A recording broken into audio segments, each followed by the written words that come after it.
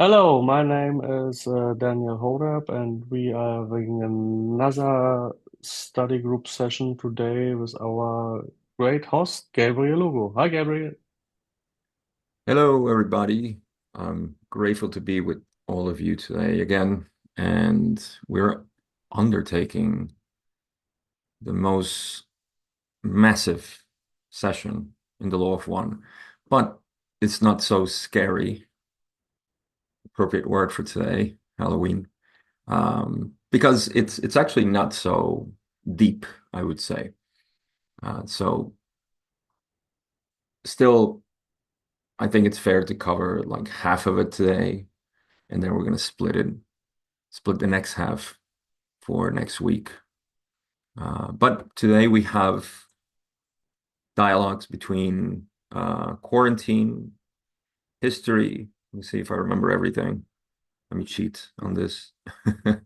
Uh, we have, yeah, quarantine, history, a little bit of harvest, and there's something else at the end. Yeah, there's some little, I forget what I wrote in the chat. That's me. It's a mix of stuff. So yeah, with the quarantine, before I begin reading, I'm going to skip a couple of those questions.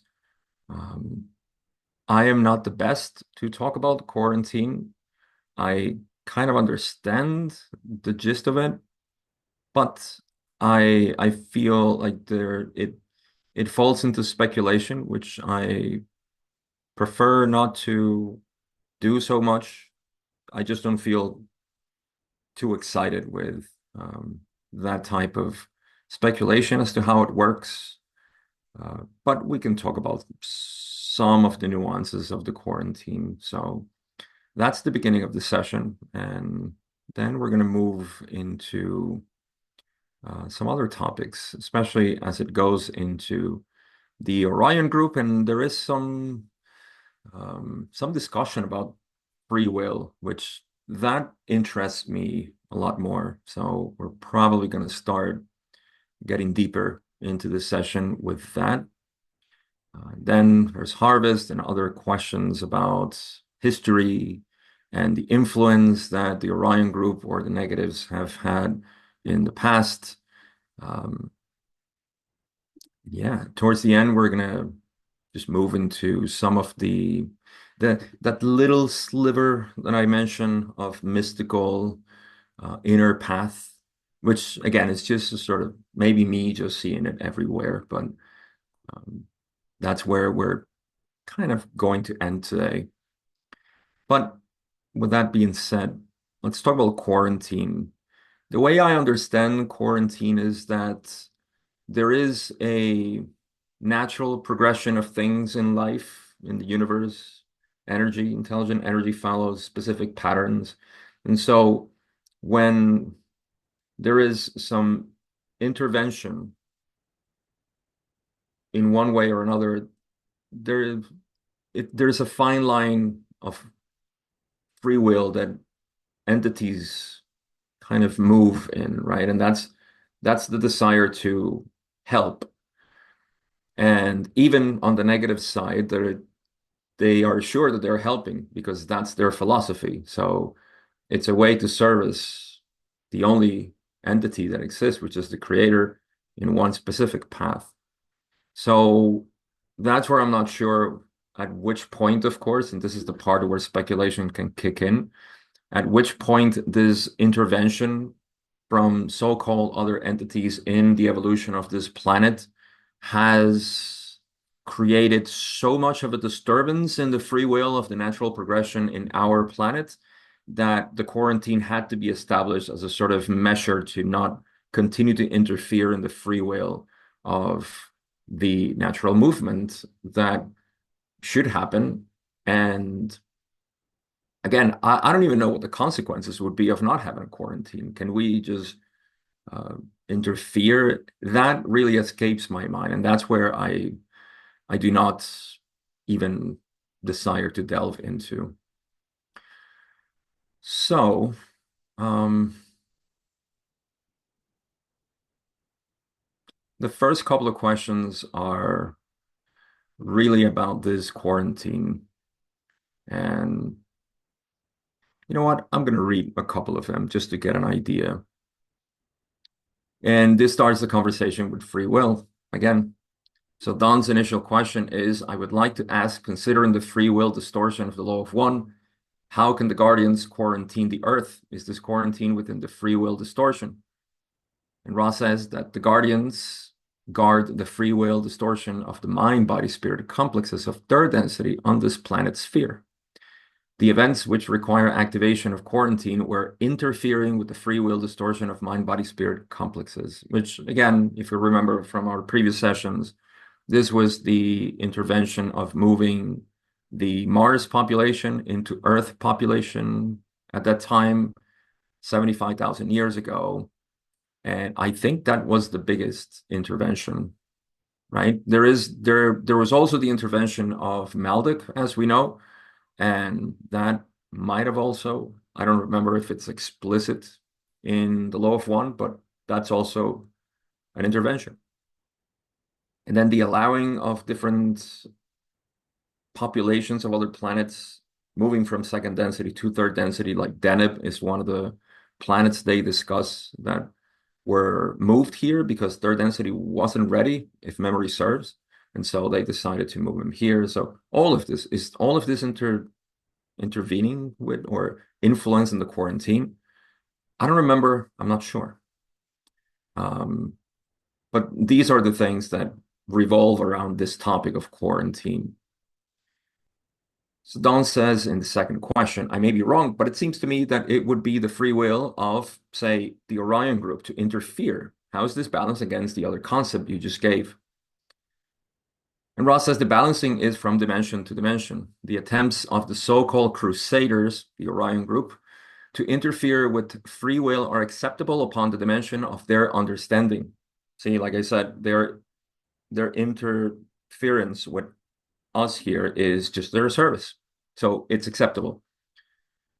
But Ross says, however, the mind, body, spirit complexes of this dimension you call third form a dimension of free will which is not able to recognize in full the distortion towards manipulation.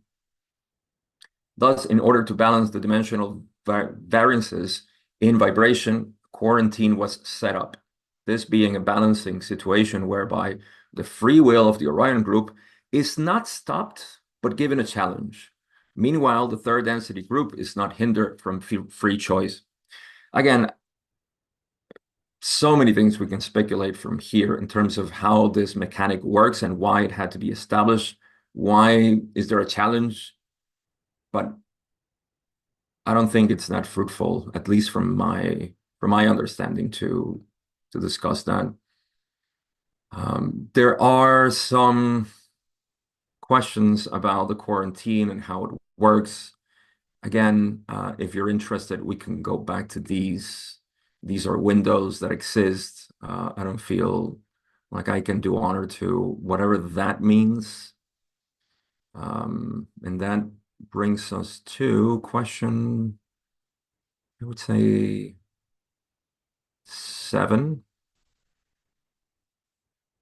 Yeah, so after discussing the window effect, which again, we can go back if you want to, I just don't know that I can do honor to what that means. But in question 7, Don says, in this way, total free will is balanced so that the individual may have an equal opportunity to choose service to others or service to self. Is this correct? So this is all about the balancing of this quarantine and the window effect, which again doesn't seem to be in control. Like there is no control of the guardians here. And this is to balance precisely the free will of everybody here. The best I can do to try to get an idea of how this works is that because of the different influences that the human race has, which is not the natural progression from second density to third density, and then that's the culture that develops, is just mixed with so many other experiences, right? And with that, then maybe there is too much influence and that needs to be guarded enough. So there is enough influence of the positive and the negative. But again, I don't know who determines this and why. So I don't know. It's my best answer to this. But there is a balancing, of course. It's trying to keep everything. It's not like we're stopping the negative, but allowing only the positive. Somehow there is a measure where this quarantine effect balances the opportunities that are given or the influences that can spiral in to the planet and the population, of course. Question 8 Don says, this is a profound revelation. I believe in the law of free will. Thank you. This is a minor question further to make an example of this principle, but if the Confederation landed on Earth, they would be taken as gods, breaking the law of free will and thus reducing their polarization towards service to all. I assume that the same thing would happen if the Orion group landed. How would this affect their polarization towards service to self if they were able to land and become known as gods? So this question is interesting because we know that positive entities would depolarize by being seen as something that they're not, which is, of course, in a way, it's our free will to see it that way. We tend to just see gods everywhere because of our perception of who we are. The more limited we feel, the more we put things on a pedestal. And that's the balancing actually that happens with inner work. Uh, you stop seeing things or people as or entities being above you, but rather you. It's not even equal to you. That's still a sort of you and me language. So it balances out as, oh, you are this and I am this. So the question is more, how about the negatives? Wouldn't they benefit from this, being seen as gods? Well, this gives us an insight into how free will can affect depolarization also of the negatives. And here I'll just do my interpretation. There's a couple of questions here. First, the answer to this, Ra says, in the event of mass landing of the Orion group, the effect of polarization would be strongly towards an increase in the service to self, precisely the opposite of the former opportunity which you mentioned, right? So it would be a huge polarization. But good thing that Don asked further, and he said, if the Orion group was able to land, would this increase their polarization? What I'm trying to get at is it better for them to work behind the scenes and get recruits, shall we say, from our planet, the person on our planet going towards service to self strictly on his own using his free will, or is it just as good for the Orion group to land upon our planet and demonstrate remarkable powers and get people like that? So far, we haven't seen such thing as a mass landing. And if that were to happen, that's what Don is saying. Would that benefit them more or to work behind the scenes? And that's just influencing through the negative philosophy. And so Ra says, that, as opposed to obviously, mass landing.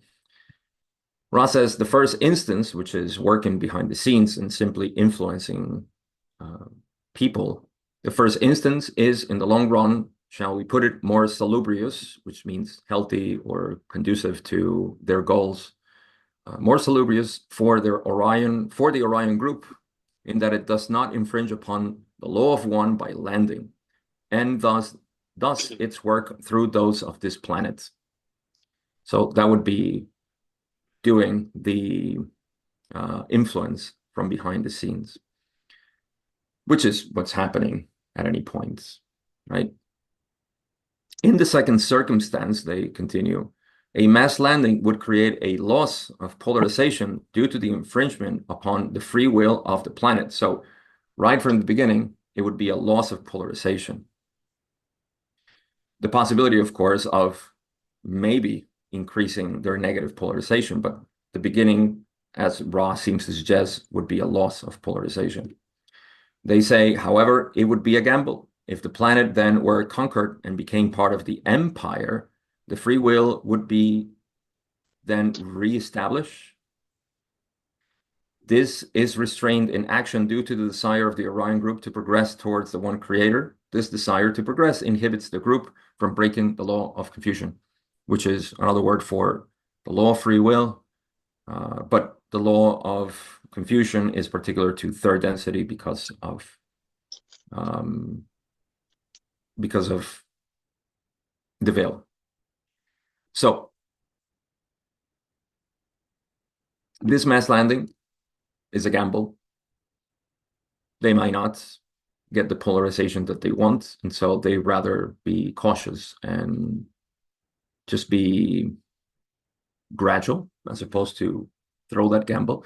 I guess my speculation or interpretation here is that imagine that happens and there is a great portion of the population that doesn't care, doesn't feel affected by it, and there is no response to that, right? We continue to be completely unaffected by it instead of being scared or because that would be the effect, right? I'm superior than you and you need to do my bidding. I feel like that would depolarize them further. So maybe that's the gamble. I don't know. I'd like to know what you guys think. Question 10. Anybody a Star Wars fan here? You don't have to be a fan, but you have to know Star Wars. Yes. I'm not a big fan, but I know Star Wars. I had to watch so many movies and things for my son. Even as a kid, I watched Star Wars. So question 10 is about Star Wars.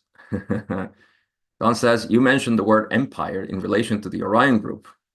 I have thought for some time that the movie Star Wars was somehow an allegory, in part, for what is actually happening. Is this correct? So Star Wars always comes as, obviously the dark side, right? Jedi. Although, can I geek a little bit on Star Wars? Aren't the Jedi also at fault by trying to manipulate also, the what is it called? The Republic? Is it the Republic at that time? I forget. And it's like these two sides and they're against each other. So there's the gray Jedis, which are, the ones, those are the hermits, the ones that, yeah, I don't care about the Jedi uh, council and all of that. They're trying to manipulate also. They're just two sides of the same coin. So that's a little bit more us, I suppose. But Ross says that this is correct. In the same way, it means that it's an allegory to what's happening here. In the same way that a simple children's story is an allegory for physical, philosophical, social, complex distortion understanding. So again, yes, it's another representation. I guess I'm alone on this one. Any Middle Earth fans here? No? So, yeah, no, I'm not alone. Awesome. I have a bunch of nerds with me. I love this. Yeah, I've mentioned this before. I think that's another one. I mean, we always have this in all of our stories, right? There's the negative and the positive and all this. So we can see that too. Let's see how hardcore you are. Silmarillion, anybody? No. Oh, I'm alone. Yes, Andy? Silmarillion? Yes. That's where you see all of this, the behind the scenes of the creative part of Middle Earth and Eru, Iluvatar, and the Valar and all this stuff. So I remember seeing a lot of that when I was reading The Law of One. So we just begin to see it everywhere. But all right, back to The Law of One, session 16.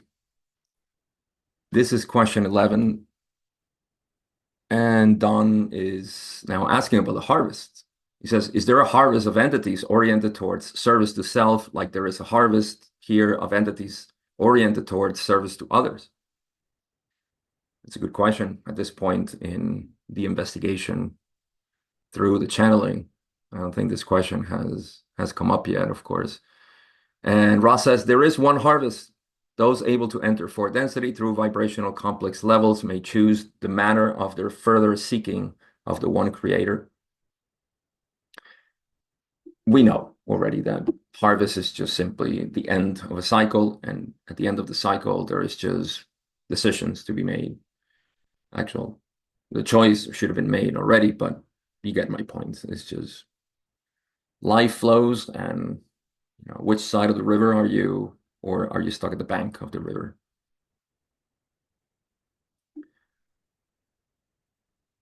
Question 12, Don asks, then as we enter the fourth density, there will be a split, shall we say, and part of the individuals go into the fourth density. Who go into the fourth density will go to planets or places where there is service to others, right? One side of the river. And the other part will go into places where there is service to self. Is this correct? Ross says this is correct. So, yes, river keeps going. Division needs to happen. That's the split of polarity. Ethical polarity. Question 13, Don says, well, the Confederation established its quarantine, I understand, 75,000 years ago. Has the Orion Group been attempting to contact any part of this planet prior to that? Or did they? He pauses and then says, how long have they been attempting to contact this planet? So it's a good question. Quarantine was established 75,000 years ago, but were there contacting prior to that? I don't know. Why would he ask prior to 75,000 years? There was no third density, but still, good question. We intuitively can think that obviously when self-awareness was available to our ancestors, then that's the point in which both polarities will start influencing the self-awareness of the entity. But Ross says approximately 45,000 years ago, an attempt was made. It was not successful. Approximately 2,600 years ago, the group sent an entity of social memory complex to this planetary sphere. This effort met with some success, but was in the space-time continuum lesson in impact. Since approximately 2,300 years ago, in your measurement, this group has constantly been working upon the harvest, just as the Confederation. Just 2 or 3 things I need to clarify here. I read 2,600 because that's what Ross said. I think they continue to say this in the session, maybe in the next session, but it gets corrected. It's actually 3,600 years ago, which puts us at 1,600 years BC. I hope that makes sense. And that's where they made the biggest impact, apparently. Were they in Atlantis as well? I don't know, maybe. But they didn't mention that here. So that's one clarification. We may read that in this session a couple of times, 2,600 years ago, but it's actually 3,600 years ago and 3,300 as the second number they gave. What's the other clarification I have? Oh, no clarification. My mind just goes to imagine things. And I can imagine that 45,000 years ago, maybe there wasn't so much to manipulate or convince entities to move into the negative path or even the positive path. I mean, we know that this is after the first harvest or the first possibility of harvest, which didn't happen at the end of the first major cycle. So maybe we weren't that interested in moving through self-awareness, and that's why it was not successful. At any rate, the next question is, And this can be a little bit controversial at the beginning. It's always important to keep it in mind and then put it into context with the rest of the information that we have. So question 14, Don asks, can you name the entity that they sent here 2,600 years ago, which again is 3,600 years ago or 3,600 years ago? And Ra says, this entity named by your peoples, Yahweh. So I'll just throw it in here for healthy measures. Yahweh was actually a positive social memory complex of the Confederation, and it was hijacked, you could say, by the Orion Group at some point to gain, of course, the influence that they had already in people. So while originally positive, and that's where they derived the name, it was hijacked or yes, interfere. The content was interfere, and Ra explains that this was because the people who were looking or uh, in tune with this entity, they changed their polarization. So there's always this theme that it is the seeker, the one that most of the time unconsciously switch polarization and they begin to get this information. We get this a lot from channelings, and it's this mixed contact. So something to that effect happened, and that's where I guess they found an incursion into a well-groomed culture, we might say, that was beginning to understand the law of one, or simply unity, positive path. And, it was fertile territory or land for the Orion Group to provide their service. So again, Yahweh, originally positive, hijacked, if I can use that term, by the Orion Group eventually to cause an infestation of their own philosophy, negative philosophy. Next question pertaining to this, Don says, can you tell me the origin of the Ten Commandments?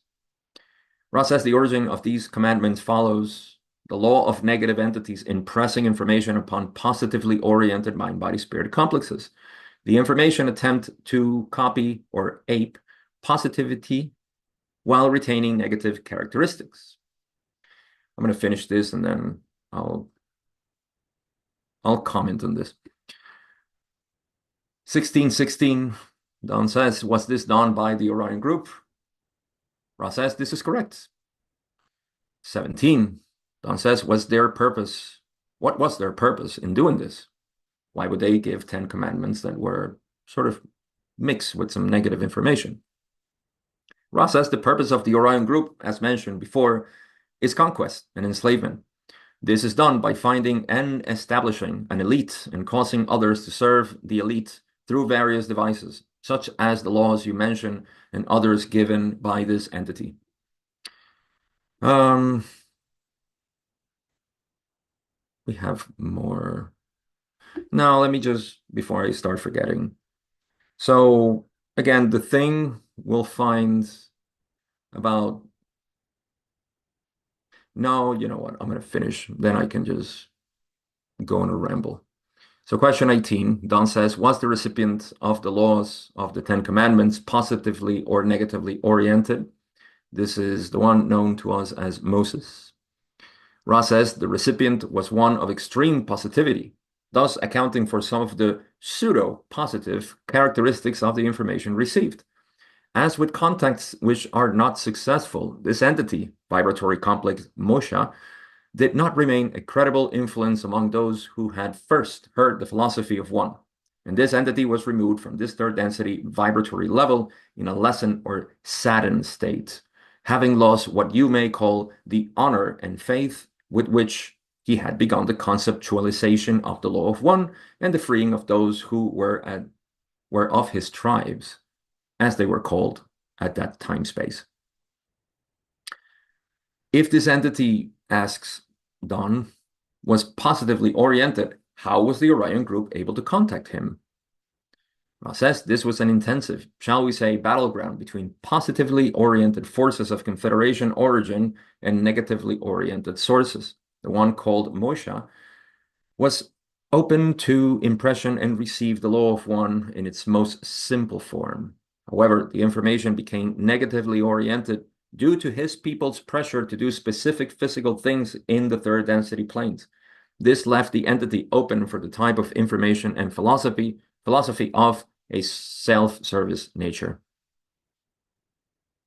The last question on the Ten Commandments, which I think is so brilliant from Don, obviously to see, is when he says it would be unlikely an entity fully aware of the knowledge of the law of one to ever say, thou shalt not. Is this correct?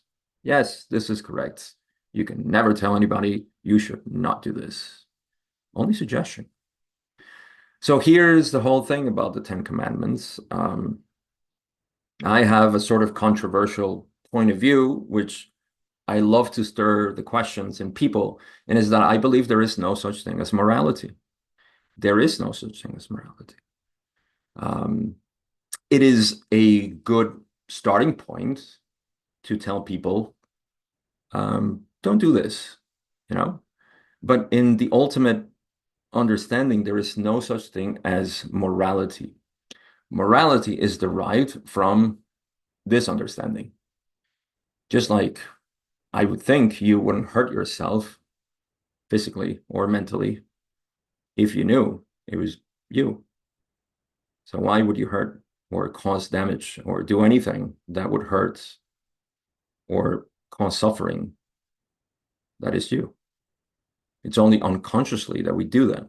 And indeed, we do that with our minds and we do that with our bodies sometimes when it gets very intense, hurting ourselves due to unconsciousness.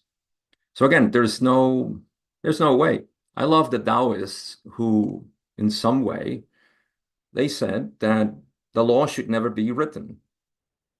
If we write the law, morality, rules, whatever it is, if we write it, we are already putting ourselves in interpretation. In other words, some wise, yeah, Ursula, love it. That's Lao Tse for us. Why would we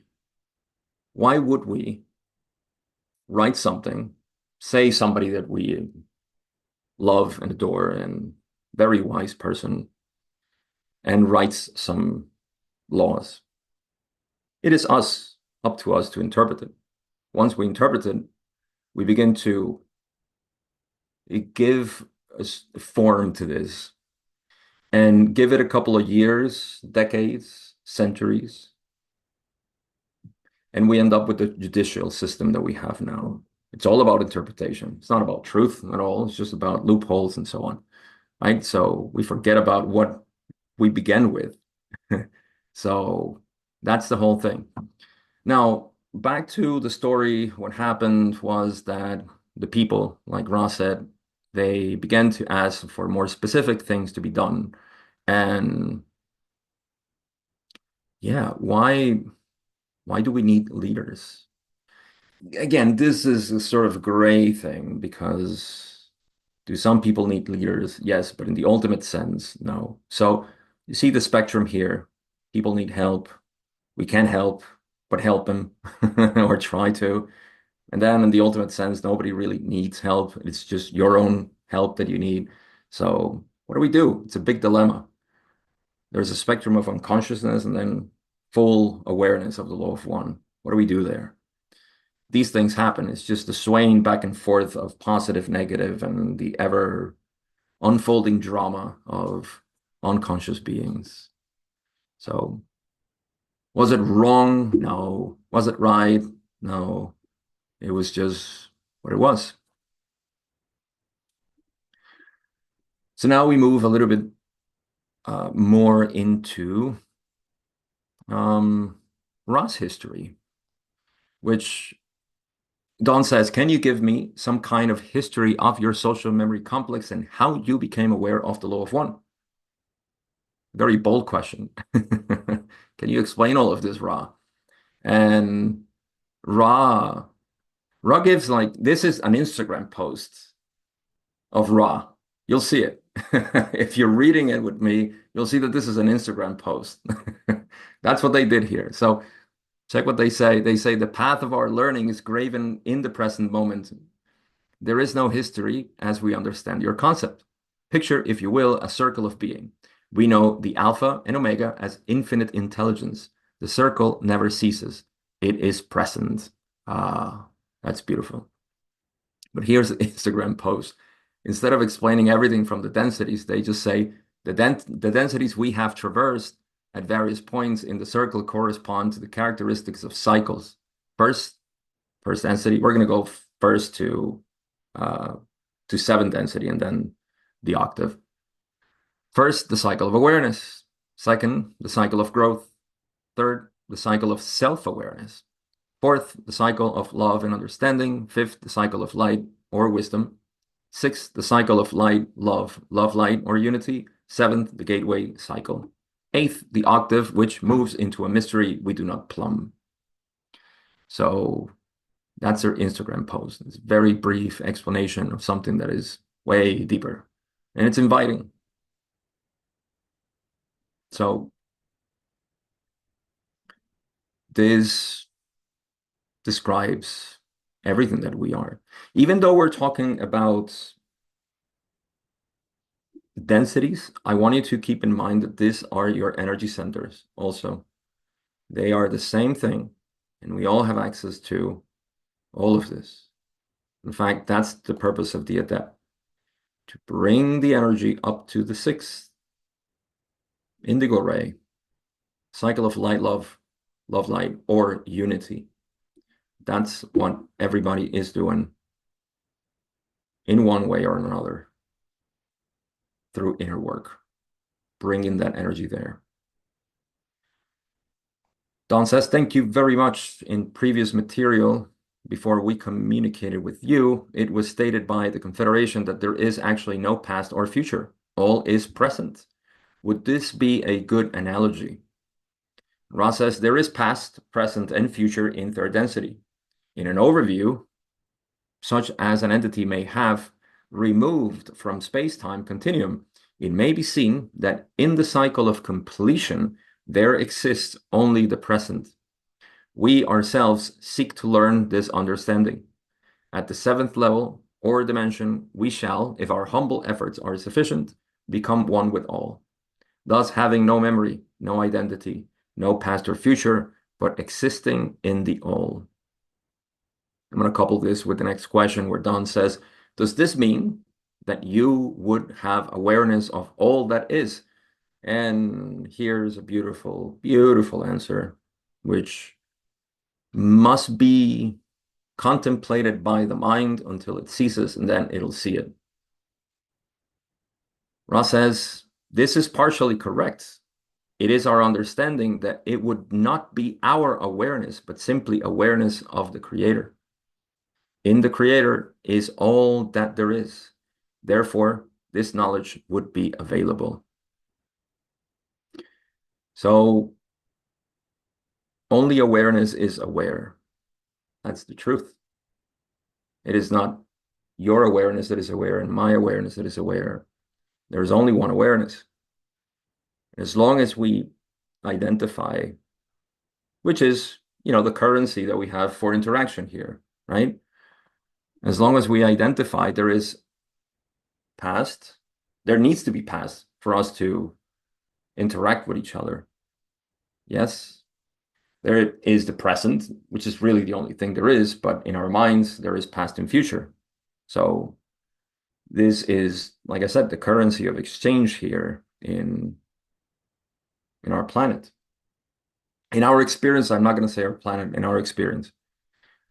But all of this is the experience of just one being. To have the awareness of a creator, there must be no entity involved, just awareness. And that's why the biggest, most helpful tip in this path is be present in the moment. In the moment, there is no past or future. There is just this. There's not even a you. There's just this. It's beautiful, isn't it? Question 24. Don says, I was wondering how many inhabited planets. We're going to get into astronomy. That's the other topic. Yeah, these are going to be pretty fast. How many inhabited planets are there in our galaxy? Ross says, we are assuming that you intend all dimensions or of consciousness or densities of awareness in this question. Approximately 1/5 of all planetary entities contain awareness of one or more densities. Some planetary spheres are hospitable only for certain densities. Your planetary sphere, for instance, is at this time hospitable to levels or densities 1, 2, 3, and 4. So what makes a planet according to Ra? I don't know, because aren't there supposed to be first density there? I don't know. Maybe one of you know. I do not, because they say that approximately 1/5 of all planetary entities contain awareness of one or more densities. So what about the other 80%? The other 80% of planets are not even first density? I don't know.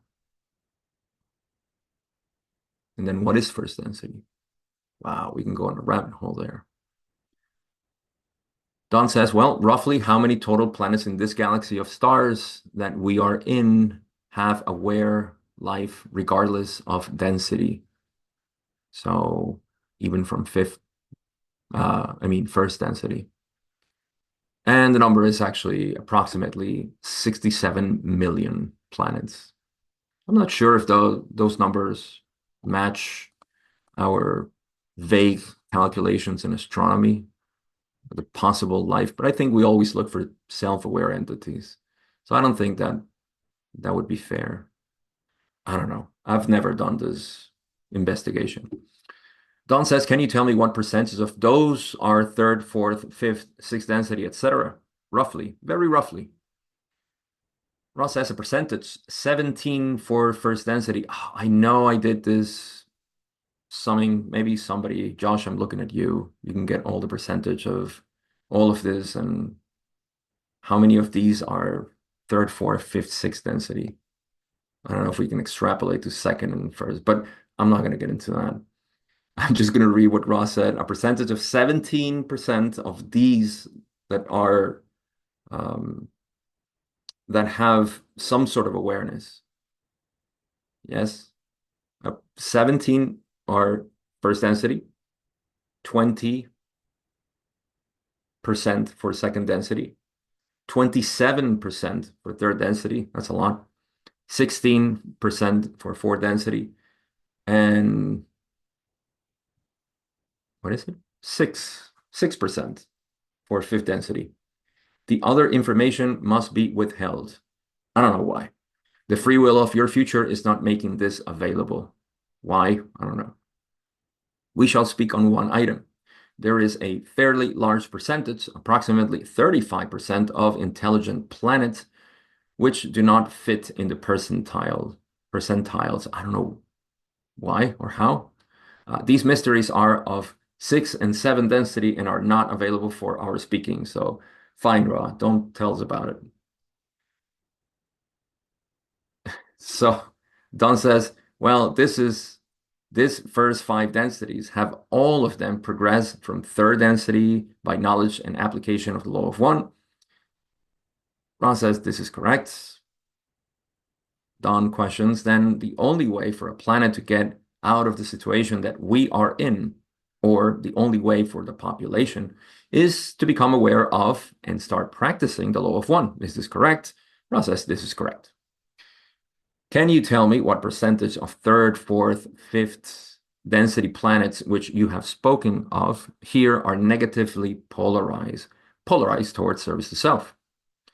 And Ra doesn't give us an answer. They just say, this is not a query to which we may speak given the law of confusion. We may say only that the negatively or self-service oriented planetary spheres are much fewer. To give you exact numbers would not be appropriate. Yeah, too nosy. We don't need to know that. Question 31, Don says, I would like to make an analogy about why there are fewer negatively oriented and ask you if the analogy is good.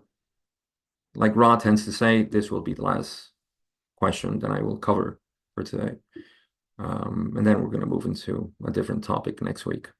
But we are halfway through the session. So Don is going to make an analogy and see if Ra finds it appropriate. Don says, in a positively oriented society with service to others, it would be simple to move a large boulder by getting everyone to help move it. In a society oriented towards service to self, it would be much more difficult to get everyone to work on the boulder for the good of all.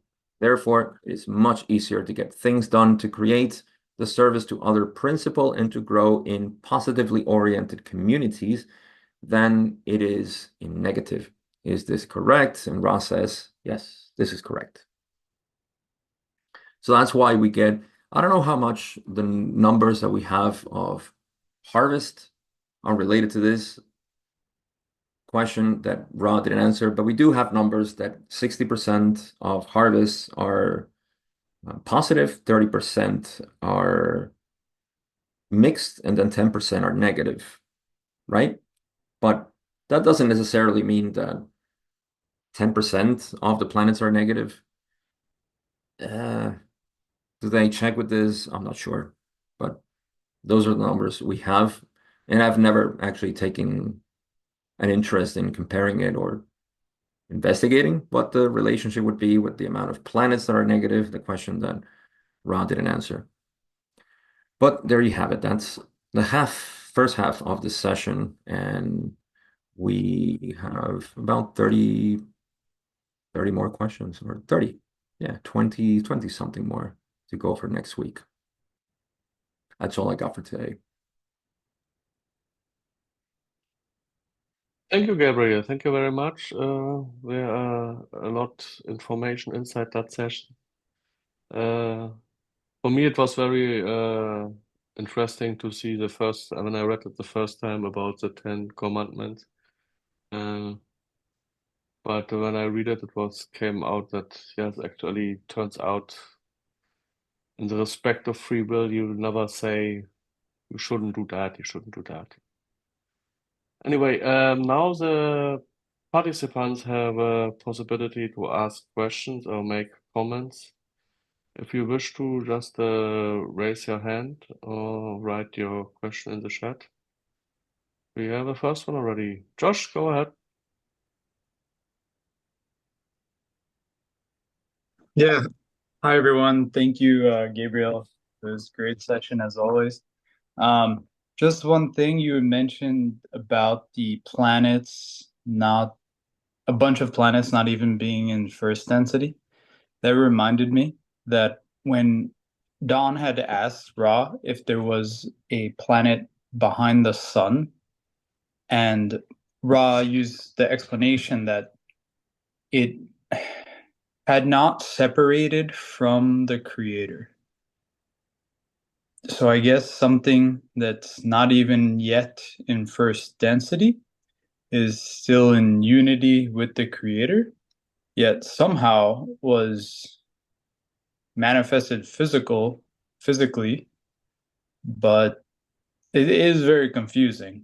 But it just came to mind when they talked about the planet behind the sun, not separated from the creator, somehow is pre first density, but it's confusing.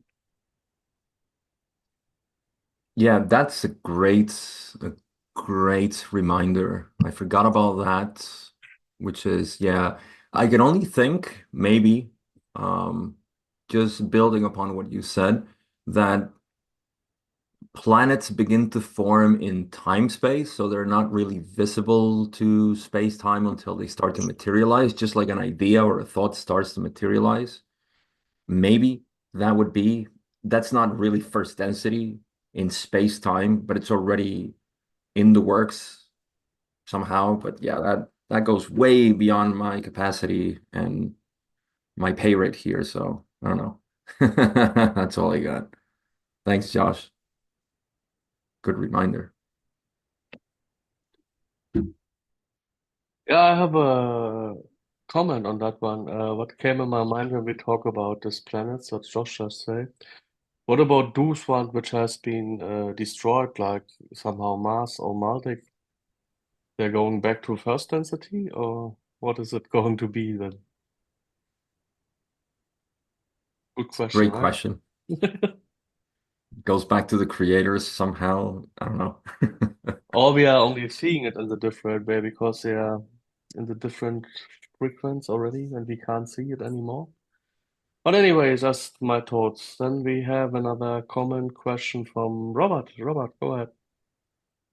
Yeah, thank you. Thank you for your reading and comments, Gabriel. Always a pleasure to be with you. My second time only, but um, regarding that which you just brought up, Josh, I know within the, I guess we'll call them channeled teachings of Madame Blavatsky and Alice A. Bailey, they speak of another planet behind the sun in an orbit smaller than the Earth's orbit, and they named it Vulcan. It's a planet that is only on the etheric plane. It's not on the physical plane of existence. So that makes me wonder if there is some concept of that within the teachings of Ra also. And I wanted to comment on what you had brought up earlier today, Gabriel, on the loss of polarity the negatives or dark friends would have if they did a mass landing on Earth. And I think there would be a possible dramatic loss of polarity if they did land and cause a lot of fear and panic, which they want, but humans being what we are, we would develop a resistance. We would form groups and start to war against them and not fall into their control so much. We might even become stronger in our orientation to service to each other in order to defeat that common enemy. So that was probably one of the fears they had on they could lose polarity because of that. Yeah, that's something I never considered. I always thought about just the I guess nonchalant reaction to, okay, yeah, sure. You're here. We don't care. But that's a possibility, I guess. Thank you. Yeah. Thank you for sharing that, Robert. Thank you, Robert. And we have another question slash comment from Andy. Hi, Andy. Hi, thank you, Gabriel. Lovely session again. Yeah, I just wanted to sort of propose a hypothesis for Josh's question about the planet behind the sun, and how it's still, first entity, but not yet separate from the creator. It's like maybe it's like a baby that's still in the mother's womb. It's not yet fully developed and it's still part of the mother, but at the same time, it's a separate entity. I don't know if that kind of makes sense. But Robert's point about it being an ethereal planet could possibly fit in with that as well.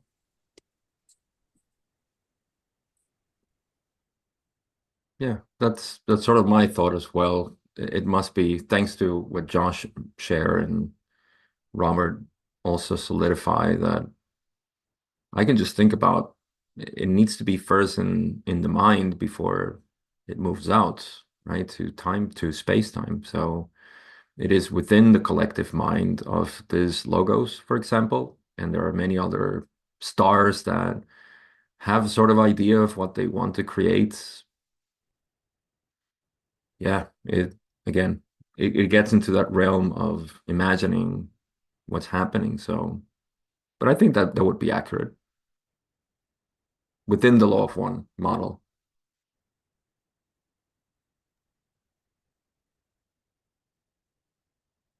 Do you have any follow-up question, or you are fine with that, Andy?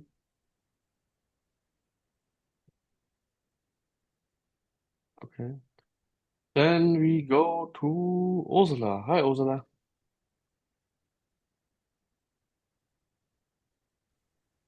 Yeah, I have this idea about this planet over there. It's the next one. It's the next one that's going to be developed if we blow our planet up or destroy our planet like Mars and Tiamat did. So is the next one going to be brought into development when we mess up? We're going to keep hopping from planet to planet. No, we're not hopping anywhere. We're not hopping anywhere. I think if we are lucky, we're going to, the question is what happens if we destroy Gaia like they did in Mars, right? Somebody has to heal this Gaia, has to heal the planet in fourth density. If we happen to be here, then that might be our job to heal this place. But if we manage to blow up our planet, and that might be an option, then there's nothing to be healed. And then the creator will get out the next new planet and start again. I think if we're lucky, we're going to stay with Earth, and if we kill our nature and all that, we might be able to heal it in fourth density. Fourth density is about love, right? So I hope that what that might be, if we blow it up or if we kill Gaia, to be our job in the next round. Is speculation, but it's a nice one, I think. Looking at my island, all these buildings made of steel, glass, and cement, and all these cars, and we would be somewhere using light to melt all the shit we have put in on Earth. Obviously, you can't have bodies in fourth density, and I think what with H, we had the channeling with I don't know, somebody not with Cool. She said, or he had said that there are no bodies no bodies necessary in fourth density. So because if we had bodies in fourth density, we'll be doing exactly what we're doing in third now, and trying continue to destroy the planet.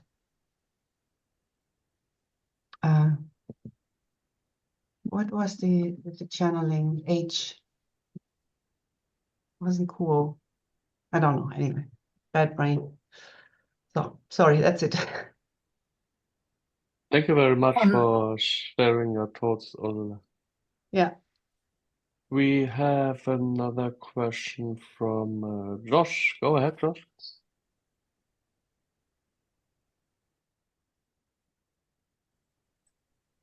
Yeah, thank you.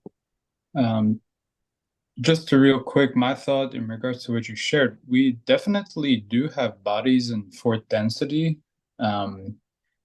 raw, even chemical or even physical bodies, but and fifth density, eventually they become light bodies. But anyways, my comment was in regards to what you were saying, Daniel, about what happens to the Mars and Maldek if they were third density planets and they destroyed themselves.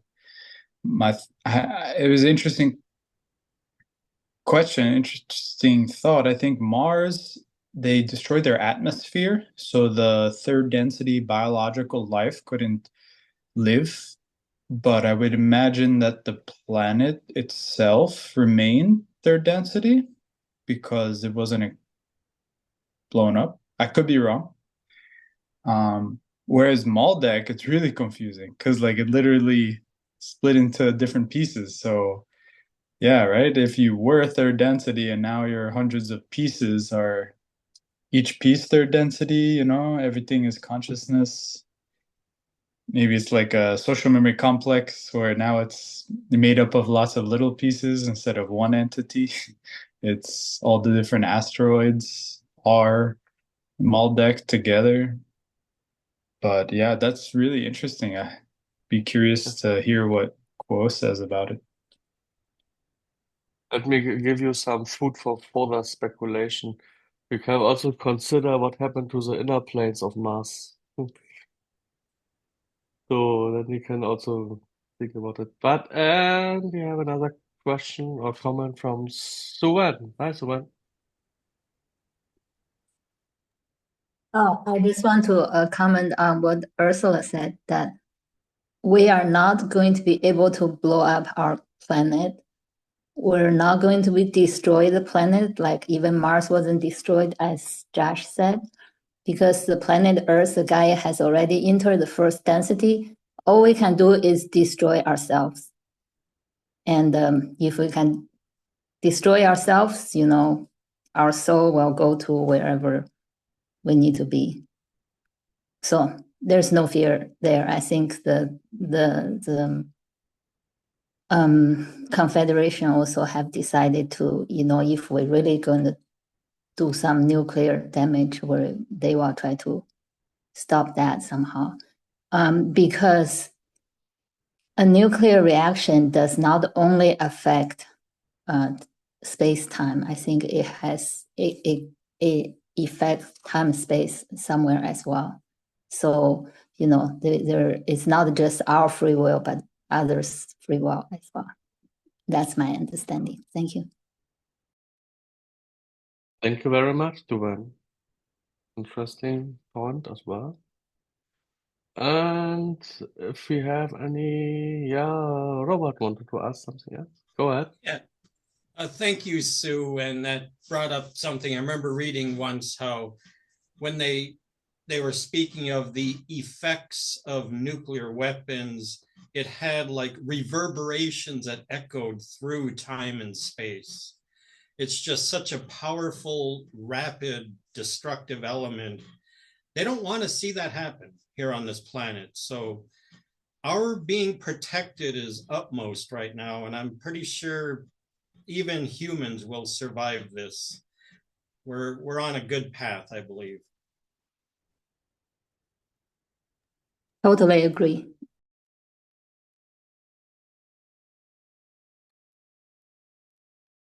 Thank you, Robert.